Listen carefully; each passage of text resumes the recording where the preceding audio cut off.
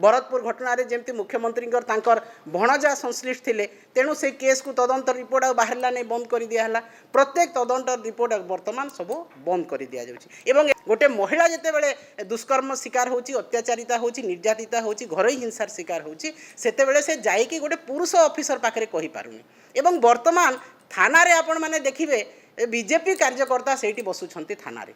एवं थाना बाबू से ऑर्डर दौरान क्या गिरफ कराब क्या गिरफ कराबनी क्या से क्या ना लिखे चार्जसीट देवे क्या ना देवेनि ए सब कथा से डिसाइड होची। तेणु महिला मैंने जाइकी थाना रे न्याय पाई पारु नाहंती। आगरू फास्ट ट्रैक कोर्टर व्यवस्था करा जाउथिला किंतु वर्तमान ता मध्य नाही। तेणु आज सारा भारत वर्ष रे ओडिशार कन्विक्शन रेट सबुठु कम 5.57 जोटा कि नवीन पट्टनायक महोदय समय 20% रु अधिका थिला वर्तमान 5.57 कन्विक्शन रेट। तो जदि दोषी दंड पाइब नहीं दृष्टांतमूलक दंड पाइब नहीं ताको दोषी साब्यस्त करी ताको फास्ट ट्रैक कोर्ट रे दंडित करा जीव नहीं ताहले भय संचार किपरि हेबो। तेणु आज अपराधी भय करूनाहांती एवं दिन को दिन प्रत्येक दिन अपराध बढ़ी चली एवं आज गोटे दिन में 15टी दुष्कर्म होची बोली कि सुप्रीम कोर्ट रो रिपोर्ट अच्छी गोटे दिन में 15 किछि आसुछि सामना को किछि जाइके एफआईआर दौरान एवं किछि भय रे एफआईआर दे पारुना कारण से अपराधी मान को साहाय्य करुछंती किछि नेता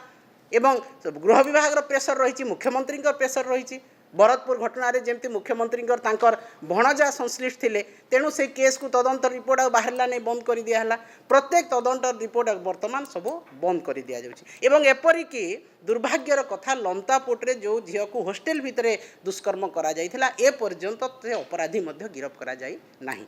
तो आज दुखर कथा जे आमे जेतेबेले देखुचु महिला मानकु एते दुष्कर्म होउछि मते महिला माने अत्याचारिता होउछंती हत्या करा जाउछि किंतु सरकार नीरव दष्टा साजिछंती। एवं जहाँ आहुरी दुर्भाग्यजनक कथा होउछि ओडिसा रे जो दुईटा कमिशन थिला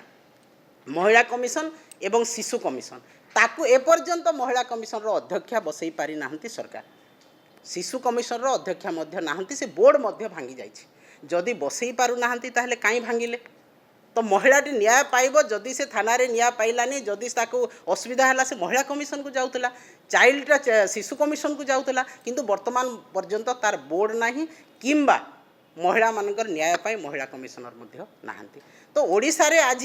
दुष्कर्मकारी संख्या हत्याकारी संख्या लुट तराजकारी संख्या दिन को दिन बढ़ी एवं आईन श्रृंखला संपूर्ण भाव में विपर्यस्त होती नियंत्रण में नहीं जहाँ सरकार निदा विष्णु मूक बधिर भाया देखुंट। एवं आहरी दुखर कथा जे जड़े आदिवासी संप्रदायर व्यक्ति जितेबाला मुख्यमंत्री होकर अच्छा से ही स्थान में अधिकांश स्थान में आदिवासी महिला नाबालिका ही दुष्कर्मकर शिकार होती जोटा आमको आहरी व्यथित करुछि।